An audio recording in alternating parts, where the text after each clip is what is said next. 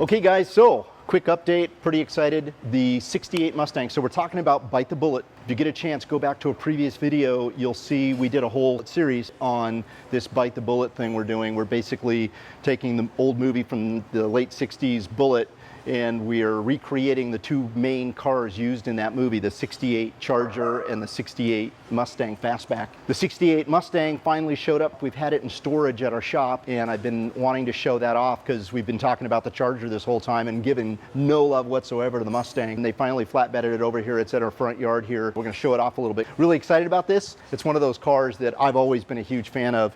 Over the years, I've restored countless numbers of Mustangs, so check this one out.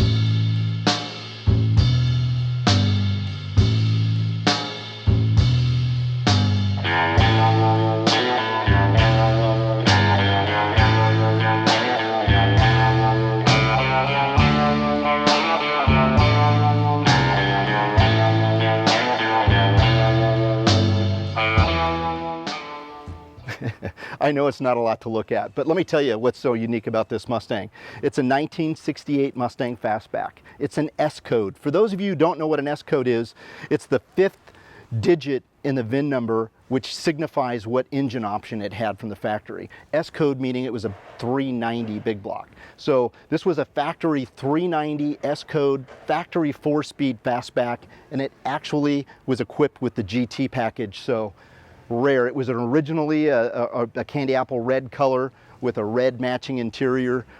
It's seen some pretty rough times. It sat in a field for the better part of 15 years. It's a 1968, so bear in mind, it's gonna be rough.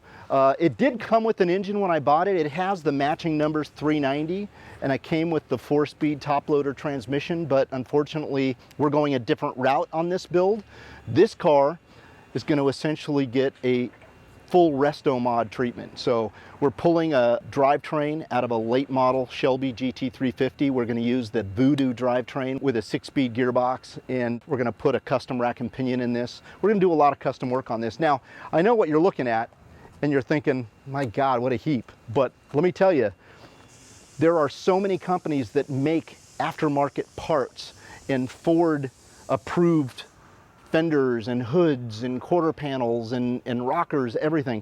The best thing going about this car is it's got hardly any rust.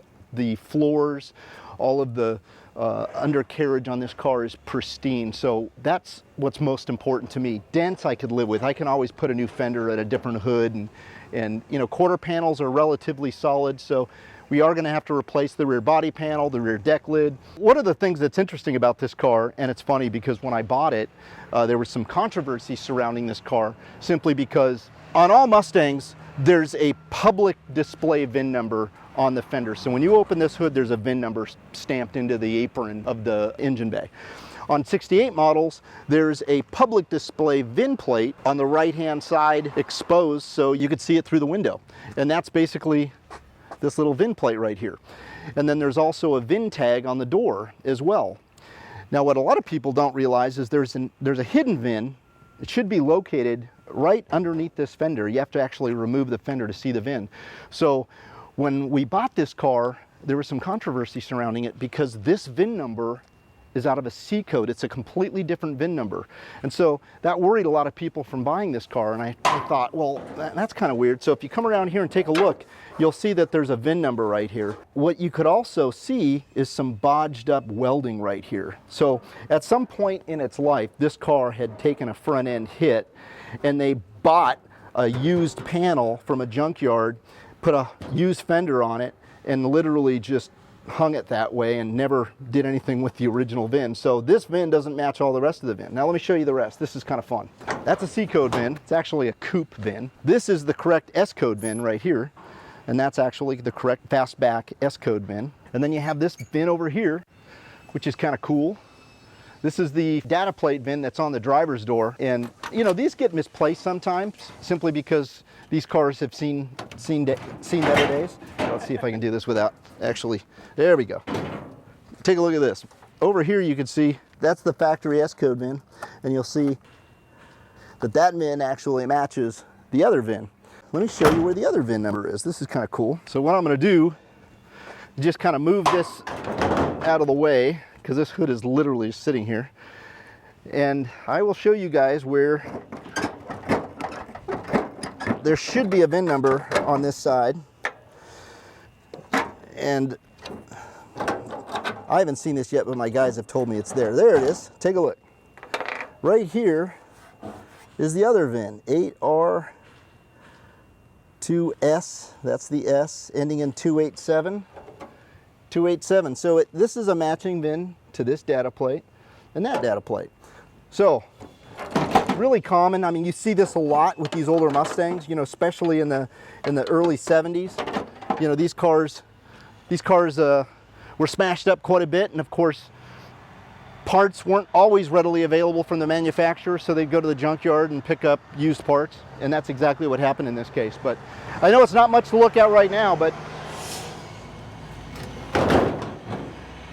I can see the end picture. Can you? It's gonna look great. This car is going to go into green. You know, it'll have a black interior. It will have the Voodoo drivetrain, which is the 6-speed, and it's going to make just a gobs and gobs of power. We're going to do a tribute to the movie, so we're excited to share this with you. Like I said, more stuff to follow. I was just excited because I've been talking about this Mustang, and it's been buried in the back of our body shop, and we finally went over there, pulled it out, and flatbedded it here. So I finally get to show it off. What's going to happen next is we're going to identify all the panels that we have to work with. We're going to replace those that need replacing. We're going to choose a really nice subframe assembly that we're going to use with a rack and pinion system.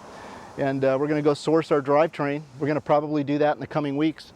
So stay tuned, guys.